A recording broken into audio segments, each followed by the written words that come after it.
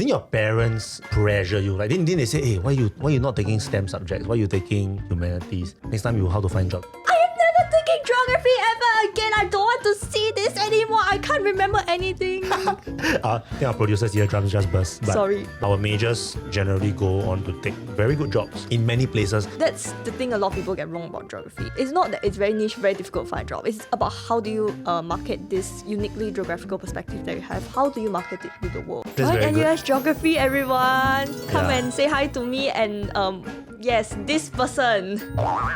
No, don't say hi to me, thanks. Yeah.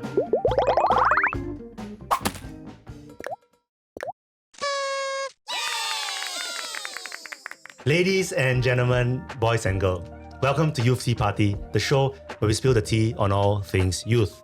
We are not a political party and have no interest in running for office. University Major Series. What the hell is that? It just simply means looking at a few majors, talking to students who are studying some of these majors. So I googled the top 5 most popular majors in Singapore, and I want to talk to some of the students representing these majors so that, people out there can have a better idea of what it means to be studying these majors, job prospects, blah, blah, blah, blah, blah. But of course, as a geography professor, I needed to start with something out of the top 5, a little bit of home field advantage. So we'll talk about geography as a major today. And today I have Melody here. Hello, Melody. Hi, Sean. Thank you so much for coming onto this podcast. As you know, before we do this kind of stuff, I always like to get to know our guests a bit better first. So I want to ask you a few stupid questions. Whoa. Yeah. I know you have a kind of like a vlog kind of thing, right? You do your own vlogging stuff, right? Yes, I do. I do have a vlog account on Instagram. Okay. So I tell you what, I give you 3 tries, right, to tell me a joke. If you make me laugh, right, I will appear on your vlog for free. My normal appearance fee is $5, but I will waive the $5 for you. I will appear for free if you can make me laugh in 3 jokes. You want to try? Hold on. Oh, must Google one. Okay, Yeah, must Google I see. Okay, you slowly Google. I don't normally tell jokes, okay? Oh, okay, never mind. Okay, why do you think we need to be patient with geologists? Why? Because they all have their faults. It's her face, damn it. So you're Oh my goodness. I can't believe I cracked in the first one. You're appearing on my vlog for free. Thank you. It's your face when you said it, man. Damn it. Okay, but not bad. Right? Shout out to all our geologist counterparts whom, honestly, I don't know whether in Singapore, geology, the reputation worse than geography or not. Yeah. Okay.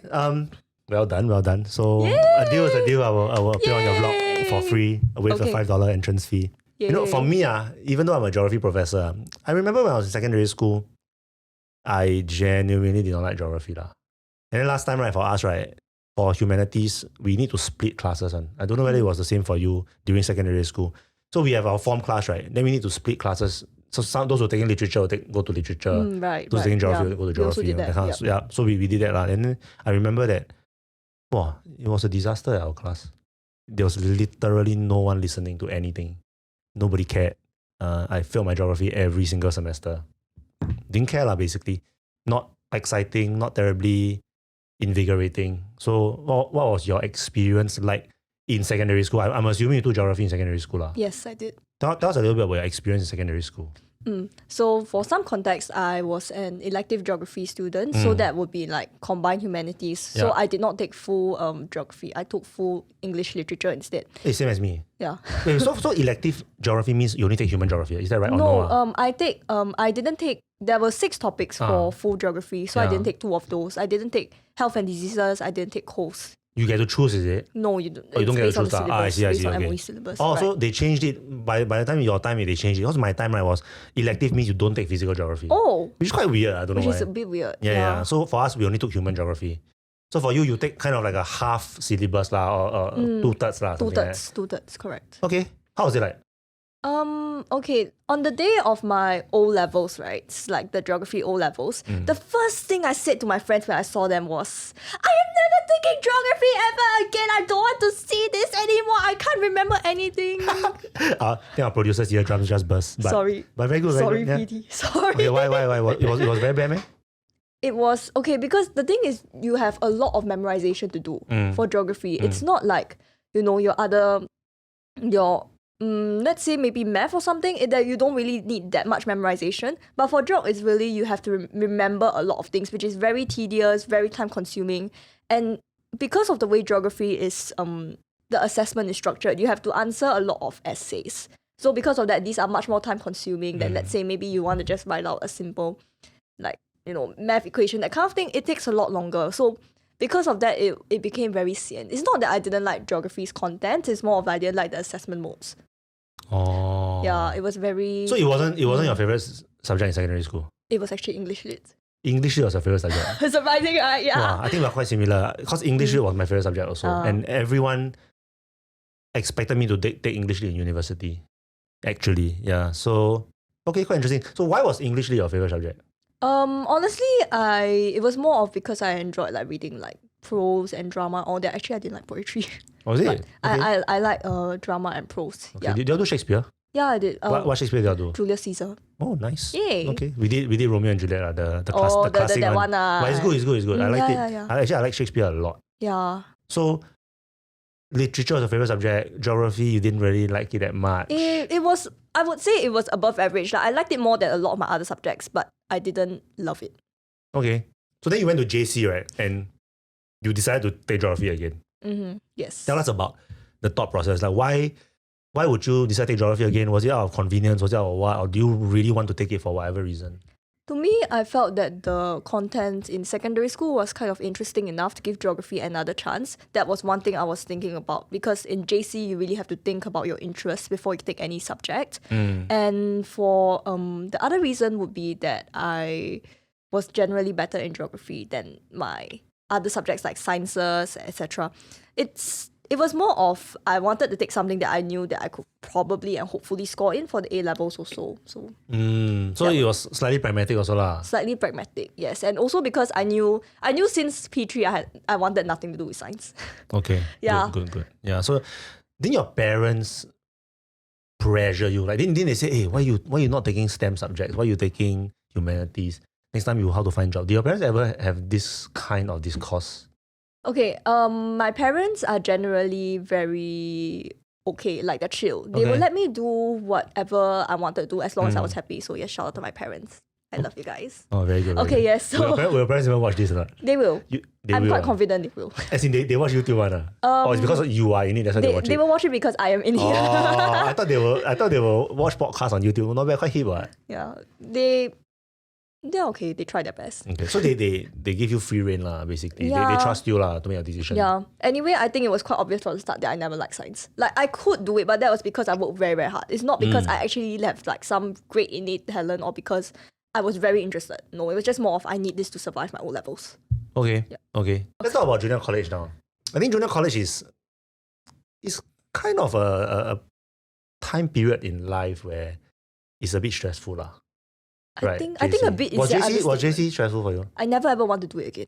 Okay, so that's how bad I it is. never ever want to go back to JC and get tortured again. Okay. So that was quite jialat lah. So Yeah, tell it me was. the main difference, right, between JC geography and secondary school geography. Content.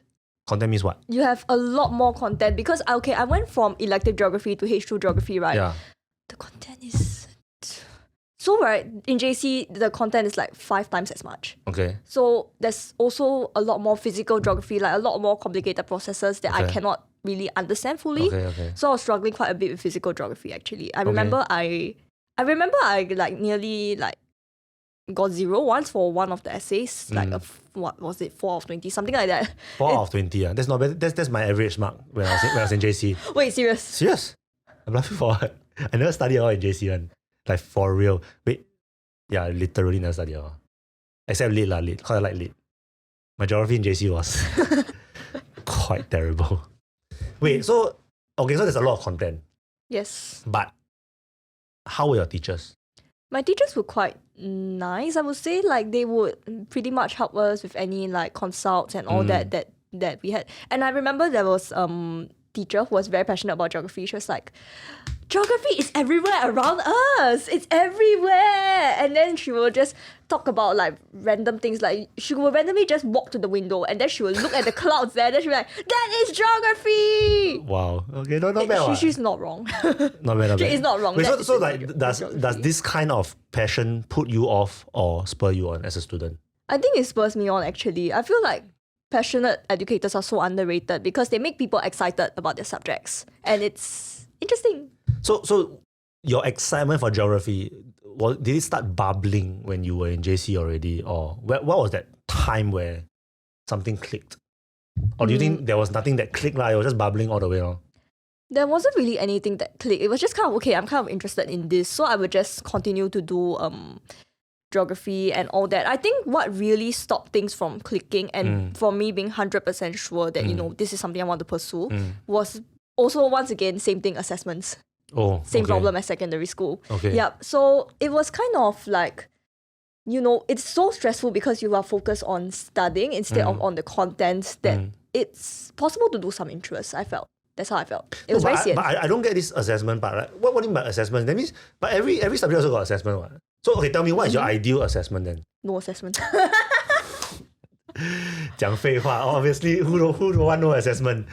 So yeah, say now if you were to design the curriculum, for example, right, in terms of assessment, what kinds of assessments do you think are more suitable for young learners of geography, secondary school, JC, rather than the usual presentation, essays, all this, right? That's the usual stuff, right? Yes. Then what other kinds of assessments do you think is more suitable?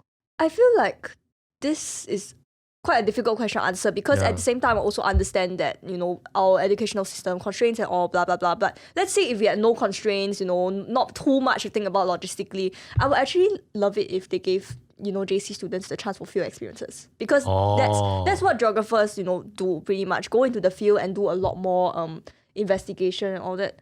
Instead of just, sitting in the classroom and writing on papers. So I would think that would be... so you never got a chance to go into the field, man, in JC? COVID. Oh, okay lah. Okay. So understandable COVID. Because you are COVID batch, ma. Yes, that was another problem that compounded everything. I see. Because from what I know now, right, some of my friends are JC teachers, right, geography teachers, and they go into the field a lot. They do go into the field, but they don't test your field skills. Oh. They will bring you there for the experience, and that's great. But at the end of the day, the exam is still going to be on pen and paper in the classroom. Yeah, man. I think your NUS geography people, y'all are field studies groupies. All of y'all, every chance you get to go overseas, you go overseas. For someone like me who hates traveling, right, it's really a huge toll on my mental health to have to travel so much. But Didn't you just come back from Sydney? Yeah, exactly. Yeah, it took a toll on my mental health. It did. It really did. Damn tiring to travel. So fine, field work, field-based stuff, fair enough. Then why did you decide to take geography as a major? Okay, first of all, you decide to take geography as a major even before you came into university already? Yes. Okay, what was the main reason you think? I went for a teaching internship program at a very nice secondary school. Okay. So, I taught geography there. It was a fun experience. The students were really great and amazing. So, I think that was really what spurred me on to decide to do geography in uni. Because I was thinking of teaching geog in the future. That was one thing. The other thing that I thought about was that in general, I knew I wanted to do something related to the social sciences because I didn't really want to. Obviously, I wouldn't want to do science. I think that was established. And the other thing was that I thought that social sciences would be able to bridge theoretical knowledge along with empirical real world things very well, which is something that I'm also quite interested in. So okay. So but before you encountered geography in university, right? So you went in through the College of Humanities and Sciences, right? In NUS here, which is essentially a program that all students have to go through lah. Actually, I came in through NUS College. Oh, sorry. Yeah. I forgot that. Oh, you came in through NUS College, but does that not mean I still do common curriculum. Yes, common curriculum I still stuff, do common right? curriculum. Okay, sorry. I know. All you elitists are you? You must correct. No, just kidding. You're very proud of your NUS College roots, right? I know. It's just in case. It's good to be proud of it. It's good. I just kidding. Just in case, people think that. You scared people disown you. They kick you out of the college tomorrow. Yeah, later I get kicked out. I don't need to go to my Bangkok Okay, trip sorry. already. Melody is part of NUS College, not just CHS, okay? Let's make it very clear, okay? Okay, NUS College and geography. But my question is, before you even touch the geography, right, there's a lot of like common curriculum stuff and everything, right? Do you think that the common curriculum stuff helps you in any way for the geography bit? Or is there any synergy or not? Or you think they're quite separate actually? I would say yes and no. Okay. Because I would say no because obviously like I'm sorry, but some of the common curriculum blocks really have absolutely nothing to do with the way I do geography and all that. And that's fine, And that's understandable. fine, But I would say that I guess geography helps in the way that like, I view a problem, I guess, because in different modules you investigate different issues, you do different topics, different contents, and geography helps you to view that in a different light. Like you view it through a spatial lens, I guess. So for me, whenever I like look at my assignments, the first thing I think of is how to link this to geography. For some reason, that's usually the first thing that comes to mind. What in the world is a spatial lens? So it's kind of because geography makes you sensitive to different world contexts, different spaces, different views, different ways of thinking. When you say space, you mean like a physical space, is it? Like say the space of a home. Is that what you mean? Primarily, yes, but I think space actually primarily yes. So like a physical manifestation of a space. So let's say for example when you say geography, you look at it through a spatial lens. Say for example if you're looking at like a social geography kind of thing, right? Like geographies of the home, right? Does that mean like you're studying like what constitutes the space of the home and how the space of the home can literally influence how people live, how people feel, their identity, that kind of stuff, is it? Something like that? Yeah, pretty much something like that. But space can also be like non-material, right? I think yes, technically. Increasingly, I think people are realizing that geography isn't so much of, space, mountain, blah, blah, blah. No, not really. Okay. I think it's also more of imagined space also, I guess. Imagine space. Give us an example of an imagined space. Like, if you think about it, I don't know if this counts, Sure. if this is the best example, but territorial boundaries are pretty much social constructs. They're not really... They are... Are they physical spaces? They are, but at the same time, they're not. I get what you mean. I mean, Yeah. to some extent, they are a little bit arbitrary, right? But then they are always being enforced. Yes. And I guess it's the enforcement that... It's the enforcement that makes them like... the appearance of it being real. It's actually not real. Like, if you think about it, all territories are socially constructed. If you think about it, it really is. So from my own perspective, I would say like, another kind of imagined space or community would be like how football fans around the world support the same club. They imagine that particular stadium is their home. Yeah, that kind of but thing, they right? may never have been there. They may never have met each other, that kind of thing. That kind of thing, right? yeah. Or like maybe in Singapore's context, because we're filming this now one day after Prime Minister Lawrence Wong has taken over, right? So maybe another context is like National Day Parade, right? The imagined space and imagined community, right? How a parade of sorts helps to like construct a common identity for Singaporeans. Something like that. Yeah. Right. So spaces don't need to necessarily or only be a bounded kind of space. They can traverse real boundaries, basically. Yeah. I think it's important to realize the role of human beings in creating that space also. Okay, but yeah. But what's the difference between geography and like say sociology then? Right. So say we are talking about communities, right? Like we talked about just now. You just talked about communities. So I can learn communities from a sociological perspective also, about society and whatnot. So why is the space aspect important? I guess it's basically, I don't know how else to put it, but it's like, it's just this, it's difficult as a geography major trying to...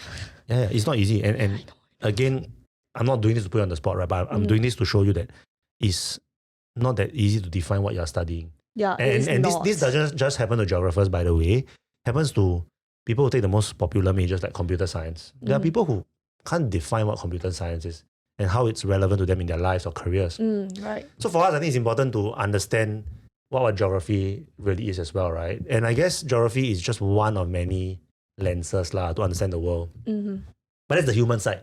I guess the physical side, the earth science side is also very important, right? Yes. I mean, it is very important to understand atmospheric or like terrestrial processes, how the world works, as in literally how it works. Right. Right. Because Things like that. I think that one weather and climate things, all that, I would say that physical geographers do play a very important role in helping you to understand the various processes that happen, which ultimately these processes again could go back to impacting humans, etc. And I feel like geography is also about how the environment impacts you and how you impact the environment. It's about this relationship between you and the environment, this mutual, reinforcing relationship and all that. So I guess that's really what differentiates it from a lot of other majors, in the sense that it really talks about the relationship between you and the environment. See, I think that you should have led with that. Sorry. I think that is a lot more. That is a lot more convincing. You don't have to say sorry. I think the whole point is that we often try to reflect on these things, right? And how to improve the way we articulate why we're studying something. So, a lot of people say they study geography, of course I like it. So what? You like it, so what? I also like a lot of things. Right? That doesn't mean we should study everything, right? So I think for me personally, geography is something that really does have value. Our majors generally go on to take very good jobs in many places. And I think it's that relationship between the environment and the person, or the environment and society, that is quite important. And I think geography helps to really, it gives us an opportunity and the tools to create our own perspective on this relationship. Right. So what is your perspective on the human-environment relationship? Where are we in the world now? Is sustainability possible? Is climate change a hoax? Okay, all I would like to say is that even though I don't love studying science, I must say that science is real. Please believe in science. So if scientists say that climate change is real, then of course. And I think it doesn't even need to take me saying it. I think everyone can feel it. So what is your personal take on all these things? I mean, you study geography, right? So is there a particular aspect of geography that really interests you? I would say that geography in general, because it's a very broad discipline and all that, there's a lot of different areas. So I guess for me, I'm definitely more of a human geographer because, I can't do the processes. Sure. So for human geography, I kind of do more urban geography and social geography. Okay. So more focus on urban issues, what the city is like, how people interact with the city, and how in turn the city influences them in different ways based on where they are.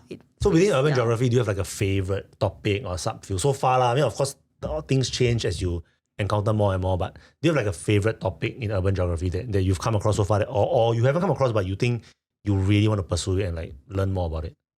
I think that the not really favorite per se, but I guess the rule by aesthetics thing actually. But what the hell is rule by aesthetics? Rule by aesthetics.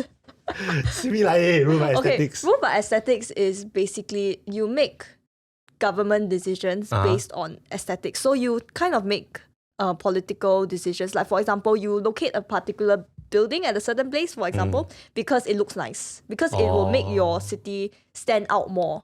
Something like that. So it's those cities when they build those super obscenely tall buildings, that kind of thing. Then waterfront development. Yes, that kind of thing. That kind of thing. I guess. But even and they do it at the expense of people, I guess. In other words, those people, for example, let's say slum dwellers, for example, they could get displaced because of all the luxury developments in their homes and all that. So I guess I quite enjoy that aspect of urban geography. So you like this aspect because why? Because intrinsically there's a social justice angle to it. Yes, there is. Geography is, in a way, I know it's a bit cheesy to say, but it's to make the world a better place, so to speak. Yeah. Because I think in general, to me, I feel like the topics to me that have the most meaning are the ones that allow me to explore various communities around the world and how they are being impacted by the decisions that are being made by other people. So they are kind of the product of other people's decisions, especially those in power. So, yep. So I mean, it seems like geography is quite interesting content-wise, right? Things you want to study and everything. But I guess the biggest question that most people would have when choosing a major is, what are my career prospects, right? I guess. And I was doing some research for this episode, right? And I went to read all the Reddit posts, as you do. I mean, Reddit is the most reliable source of information on the internet, right? So it's I went to a few Reddit posts, right? And then I came across this post, quite interesting, 3 years ago. I want to read it for all of us here, right? Sure. It's by person named Dying J2 art student. So it says, hey, I applied to major in geog in uni at NUS, but changed courses in year 2 to business analytics. Like you, so this person, she was replying to someone who was asking about the value of a geography degree in Singapore lah. So she said, like you, I thought I would be happy doing geog, but in reality, uni geog was very different from JC geog. Much more theoretical with little real-world application, especially for NUS, where there seems to be a heavier focus on the human aspect of geog. What made me realize with this site to finally switch was when I considered the job prospects and realized that Singapore is still very much a STEM-focused society. And job prospects for geog are not ideal at all. Looking back, I would have told my 18-year-old self not to be 100% fixated on passion, right? And passions can change over time, but also research into what are the possible job opportunities for graduates of a particular degree. I guess the first question I want to ask you, right, is that do you agree with this assessment for NUS Geography? Like, it's very theoretical, there's no real world application. Do you personally agree, having done quite a few geography courses in the US already? Okay, so I would just like to say first and foremost that I do agree that NUS Geography is very human focused. Like in terms compared to the physical, so I acknowledge that part is true in the sense that. But in what way? As in, like, in terms of number of courses. In terms of the number of courses in general, really, I would feel. Yeah, is it not? I don't know. I don't. Maybe because I take a lot of human geography. Yeah, okay. I don't know. I feel like there is generally a bit more focus. I don't know. This is like the gut feel that I'm getting. But anyway, okay. I digress from the main point, which is the theoretical side. I would say that although there is definitely more focus on theory now as compared to, of course, JC, because you are in university, you are expected to focus more on theory. I think this applies for pretty much any major you do, pretty much, that there will be a lot more focus on theory. But I would say that real world wise, it's not that we don't focus on real world context. So I can say that for every single geography module so far, except like maybe 1 or 2 exceptions, I have gone out to the field to do fieldwork. For every single course, some sort of fieldwork. Maybe it's not necessarily, like measuring soil samples, looking at river water, that kind of thing. Not really, but at least it's going out there, practicing skills like interviewing, talking to people, or site observations, that kind of thing. So it's not that we don't have opportunities to do direct real world application. That's one thing. And the other thing is that for theories, we are always encouraged to link them back to real world context also. So I mean, in a way, like, let's say if you were an urban planner or you work in like the city business, right? The governance business or city business, or even in real estate or whatever, these are some of the concepts that would actually be quite helpful in helping you frame certain things, right? So like policies and all these things, they're also made through conceptual handles in mind, right? Nobody makes policies purely pragmatically. Correct, exactly. Yeah, so I think in that sense, theory is still important in the respect lah. Yeah, and you can't. I mean, I would like to say that theory and empirical knowledge is like very closely interlinked. You cannot separate one from the other. You can't just do theory and ignore the empirics of it. You can't just do empirics and ignore the theory of it. It has to come together and work together. And I think that's what NUS Geography is aspiring to do with our content also. That's good. That's heartening to hear. But I think I'm more interested in your fieldwork experience, right? So you say you've been given chances to go out into the field, look at people, interact with people. Just share with me one super memorable fieldwork experience. What do you learn from it? Like, why was it memorable for you? Yeah. Okay, so maybe I can talk about a course that I did last semester. It's called GE3204. Okay. What is the title of the course? Cities and Regions Planning for Change, and I hope I didn't get it wrong. But basically, it's another urban geography module. Okay. I heard the professor not bad one. Indeed. Not too bad. Yeah. I wonder who the professor is. Yeah, but I heard it's not too bad. Yeah. Okay, anyway. Anyway, so for that module, we had this task where we were supposed to go to various parts of Singapore to carry out a project that would basically help to reshape the way that we thought about a certain space. So for my group, what we did was we went to Marina Bay Sands and we went around interviewing people to understand how they thought of Marina Bay. So, So, I mean, Marina Bay Sands, as we all know, is this luxury, high-class, atas shopping mall that, only the rich people go to. I have no money to go there. Sure. Only the rich people go inside lah. Go inside. Outside a lot of people. Outside. Yeah, exactly. That's the point. Outside is a very different story. So, you have people doing a lot of exercise and all that there. Then they view Marina Bay basically as their place for family bonding time, for them to exercise, for them to use the space outside to encourage fellow Singaporeans to stay healthy and all that, which I guess is not something that comes to mind immediately when you think about Marina Bay Sands, I guess. You wouldn't think of exercise destination. You would think of a park, not Marina Bay Sands. So through really going on the ground, talking to people, you get to understand how people think of and experience a particular space differently. Yes, correct. Okay, why is that important? I would think that is important because it challenges like your conceptions also. So I guess in life, we're very used to thinking about certain spaces a particular singular way. So I think going back to the example of Marina Bay Sands, pretty much everyone would think about it the same way, but it's important to view these alternative conceptions also. That geography makes you a lot more sensitive to. And I think that's, if you're going to go back to like the pragmatic stuff, which is your career, I think it's important also, especially if you want to go into a job that involves working like with people, even delivering a product in general that helps people, which should be pretty much like a lot of jobs out there.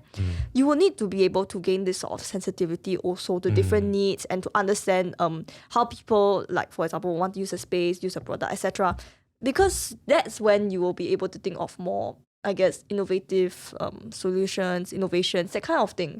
Instead of just being, so fixated on that one particular dominant, narrative or perspective. Yeah, I think that makes sense, right? It's like when you see the world, when you engage in projects or whatever, there are always dominant ways to deal with something, right? But innovation comes from understanding alternatives. Innovation comes from understanding how different ideas can come together, right?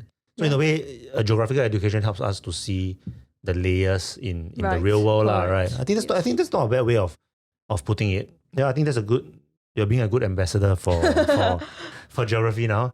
That's Join very NUS good. Geography, everyone. Come and say hi to me and yes, this person. No, don't say hi to me, thanks. Yeah, but okay. Well, in terms of passion, right? So would you say now that your passion for geography is at its very peak? I would say yes. Okay. Because you learn more in geography in university as compared to other times where your content is very fixed, I would say. It's very rigid. You have to learn from a set syllabus. I'm not saying that you don't have to learn from a syllabus in uni. I'm not saying that you just go and do whatever you like. Okay, I'm not saying that. But you have more freedom, a lot more freedom to study the things that you are interested in. So for example, in uni, you can be asked to do, let's say, a research paper, an essay, and that pretty much allows you to explore any topic of your choosing. So you're saying that the assessments are, because you were talking about assessments just now, right? Very rigid, right? Yes. So I think you're saying that assessments are slightly more open-ended now. You can use the opportunity to pursue what you like. Yeah. Okay, correct. I think that's good. In terms of the community, right? Your peers, people here in NUS Geography, what's it like? Okay, the geography community is quite small. So it's generally more tight-knit in the sense that everyone knows each other and that everyone generally talks more about geography with each other also. I guess it's very different from like say psychology or whatever, like 600 majors or something. It's very difficult to know everybody for those bigger majors, which is actually something a lot of people from bigger majors always tell me about. Okay. So you're saying that because of the numbers, everyone is more close-knit. And we also have stronger members with our wonderful faculty members. Or in like stronger relationships. With the profs also, because the profs are very approachable, very able to they are very willing to help us and to converse with us also. Okay. Yes. Talk about one professor that has really made an impact in your education, or you feel? You? Other than me, Other than you? Yeah, other than me. Must be NUS Geography, Oh, doesn't have to be. Oh, doesn't have wait, to be. actually it has to be. We're talking about NUS Geography. I was like, yes, right? Yeah. Okay, I think another professor that made an impact in my education, I would say that actually AP Prof Woon Chi Yuan. Prof Woon Chi Yes, Prof Woon. Prof Woon. Okay. Who is Prof Woon Chi Yuan? Tell us about him. Prof Woon is the professor for our introductory module to political geography. Okay. And he is also the staff advisor for the NUS Geographical Society. So I work quite closely with him. You are in the NUS Geographical Society. Yes. Wow, I think we need another whole podcast for that, man. But, We need another podcast for the jokes. Okay, but Yes. just describe in 3 lines what is NUS Geographical Society. What does that mean? NUS Geographical Society is the student club and the student organization for the geography students. So we ran a lot of events for the geography community, and we try to ensure that our majors have a great time. I'm very glad I chose you. Really, it's perfect for this, man. So what was it? I wasn't listening. I was laughing too hard. Okay, wait. Just tell me if I'm on the right track. NUS Geographical Society is a student-run club Yes. that does various kinds of like events for geography-related matters, including the student body. Yes. So y'all do things like open house lah. Y'all do things like those gatherings lah, field trips lah, that kind of Field stuff. trips, Is it? yes, we do a lot. And we also have merchandise sales, other events that involve the community, Oh, so back to Prof. Woon, right? Yes. So why is he? What does he make an impact on your life? What's good about him? What does he do? Okay, Prof. Woon is a very good prof in the sense that he explains his concepts very clearly. Oh, as in he's a good teacher He's lah. a very good teacher, yeah. Okay. And also his assignments are quite fun. There was a film review essay. Okay. Yeah, a film review essay that allowed us to pretty much take any film and analyzing the basically political related issues in the film. That was quite interesting. You don't usually get to watch films for fun, for work related purposes. Okay, now I know how to make you happy already. To give you the right kind of assessments. Yeah, really much. You should take a course that allows you to choose your own assessments. Do whatever the hell you want. Do what I want, yeah. But other than that, I mean, how else? Okay, so as an advisor, for example, right? How does he work with you and your peers, and why is that important? And most importantly, I think, is he representative of the average kind of professor in geography? I would say that for working with us, he is a very understanding and kind advisor who is always ready to help us with anything that we need. Okay, so he's really nice. But okay, maybe can you recall like a particular moment where you felt like, oh, this professor is really nice? Let me think. Stories, my friend. Spill the tea, man. It has been a while since like a lot happened. Okay, wait, maybe let's talk about like this is such a random moment, but this was like after geography challenge. So you and Prof. Woon decided to do sheesh with us. What sheesh? Oh, sheesh. the sheesh. Oh, very easy to please you. Do one sheesh, you'll be happy. No, but do you think about it? How many people actually even have that sort of relationship with their profs? Like, okay, this is something that my friends talk to me about. They sometimes, right, they see me like texting like my profs on WhatsApp, then they're like, why are you so informal with your profs? The very fact that I'm sitting right here doing this podcast and, Okay, so the fact that you can break that wall between professor and student, and it gives you a much more authentic relationship really. Because I mean, professors are human also, right? And we also learn from you. So I guess maybe one of the reasons why this department is good and a geography major is interesting is because of the fact that you get to learn very closely with your faculty. Right, because you get to approach your faculty more easily, which makes it easier to ask questions, I guess, and to also approach them for advice, both academic and non-academic. Yeah, so what kinds of advice have you gotten non-academic stuff? I'm just curious. What have you asked help for?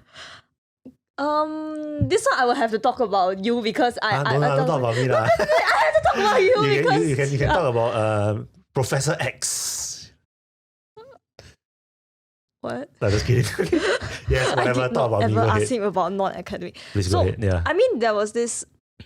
Like, let's talk about like JogSoc first before like my own personal stuff. So for JogSoc, right, I remember that I was quite stressed at one point in time over my JogSoc work because there was a lot going on, and I was very frankly taking on more than I should have been at that time, and I was also overthinking a lot of things regarding the event. So I remember there was once I was like texting you, that you told me, okay, tomorrow come to my office, talk to me. So I really and truly like came into the office and talked to you. It's because I didn't want you to text me again. That's why. No, just kidding. Maybe I should really just. I'm just kidding. Okay, then. And then after that, I remember we talked in your office for like 1 hour that day. Yeah. So we were like talking about like how I needed to like rethink the way that I was carrying out like my JogSoc duties, and also the impact on myself, basically, my health, which is, this is not.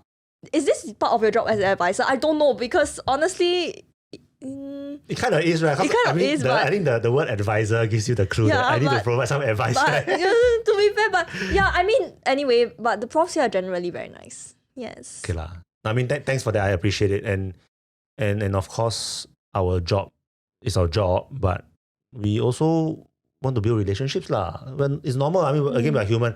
We don't want to just teach people as statistics, right?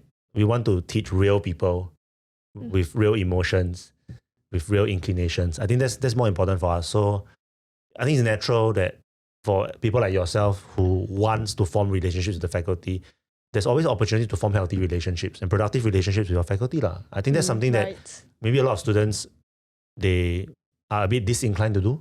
Maybe they feel like, oh, it's a bit paiseh to be so close to your prof, or some people just feel like, I'm just not so interested in making the effort lah. Because it's something that requires effort also lah. It's true lah. Yeah. I want to end off, I guess, by asking you about career prospects, right?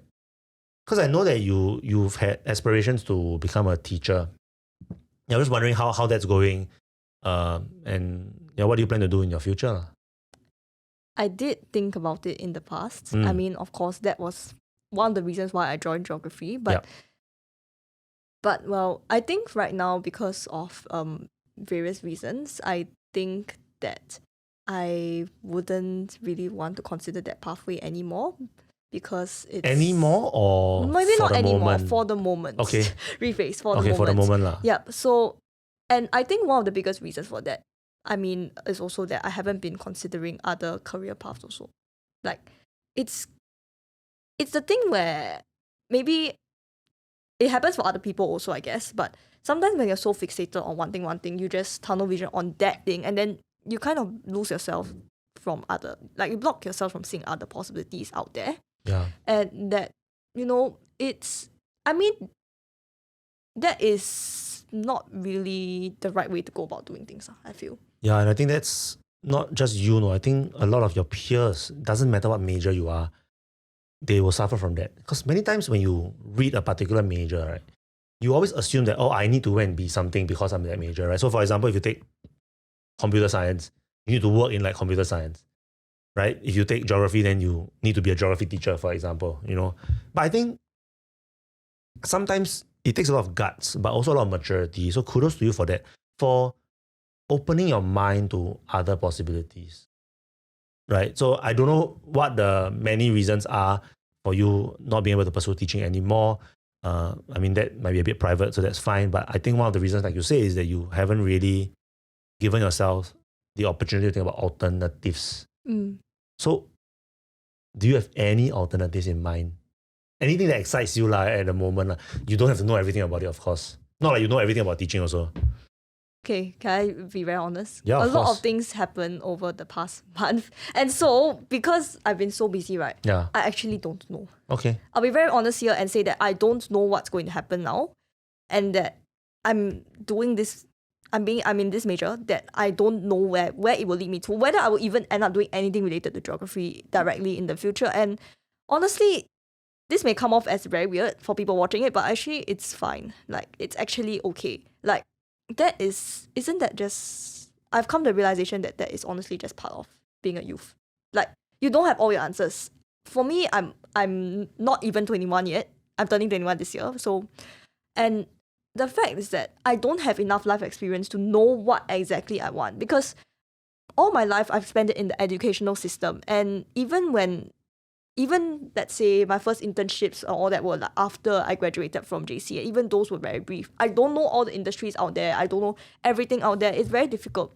And because of that, I think that will leave me with a lot more room for exploration also in the future, which is something that I'm also trying to do.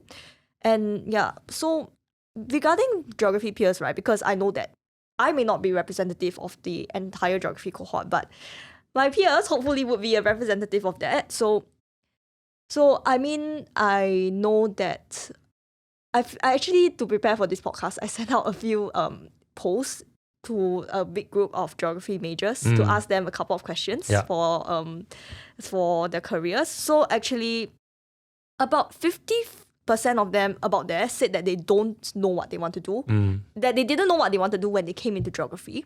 And yeah, the remaining 50% did. Then at this very moment, after maybe let's say 1 to 4 years of education, half of them are still decided, half are undecided. But I think what was the most interesting thing was the third poll that I sent out, which was actually, did you change your mind about what career you would like to do in the future? 75% said yes. So I think that, a lot of people, even current geography majors, you can be a year 3, going into your final year, you may still not be fully aware of what you want to do, but that is still okay. That's part of the process. That's why you're in uni, that's why you're learning. And the thing about geography is that it gives you a lot of room and freedom to explore all of that, because geography is such a wide discipline that allows you to, explore many different areas. And like, I mean, I've read a lot of articles online about like geography as a major. Some people say that geography is very niche, which actually I completely disagree with. Like, if you just look at what our majors have been doing after geography, people have been going to places like AI companies, Disney, of course you have your government agencies, SQ Pilot. Oh yeah, there was an SQ Pilot, yeah.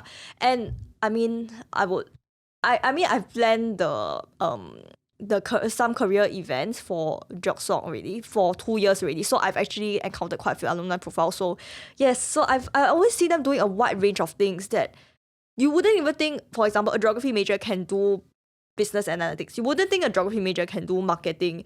You wouldn't expect a geography major to, end up in something that is just not instinctively and intuitively geography. But it still happens all the time anyway. So, I feel like that's the thing a lot of people get wrong about geography. It's not that it's very niche, very difficult to find a job. It's about how you market yourself and how you apply your skills, from geography and all that. Like, how do you market this mindset, this perspective that you have, uniquely geographical perspective that you have? How do you market it to the world? I think that would be actually the most important thing. And also, you have to be open-minded and willing to be like other possibilities. Don't just think, oh, I'm a geography major, therefore I will become a geography teacher. Oh, I have a minor in geographic information systems, therefore I'm definitely going to do something related to mapping for the rest of my life. I think that is quite a strong fallacy, and that if you are a geography major, you shouldn't be having it. And if you are thinking of being in geography, or actually really any major, it doesn't just have to be geography. Even if, let's say, you are engineering right now, you may not remain an engineer all your life. Maybe just for the first 2-3 years, and then maybe if you don't like it, you leave and then you go somewhere else. Same thing, you could be business, medicine, law, etc. You may not be there forever. So yeah. I don't care whether you are representative of the geography student body or not, because I think that was incredibly mature. And if that's what you get out of university, whether it's a geography major or any other major, I think very well done to you, genuinely speaking. So I wanted to ask you to say a few words about getting people to join geography and whatnot, right? But I think you've said it very well already, like genuinely very, very well. And for me, I think geography is an option for people who are interested in certain aspects of the world, interested in certain aspects of how we view the world, to come in here and hopefully work together with a small but very strongly knit community, and of course with the support of good faculty members, good educators. I think NUS Geography will continue to do well as long as we have students like that, like yourself, and I'm sure some of your peers who feel the same way, who have that courage to be open-minded about life, because how can you plan 5 years in advance? You never know what's going to happen. So over-planning actually is not the best thing in the world. Thank you very much, Mel. I thought that was really, really nice. Thank you, Sean, for actually inviting me also. Yeah, my pleasure. Take care. Yes. Please like, share, and subscribe. And of course, catch me when I go onto Mel's vlog. Yay! Which probably has more followers than Youth Tea Party as of now. Really? I think so. I hope to overtake you soon. Thank you.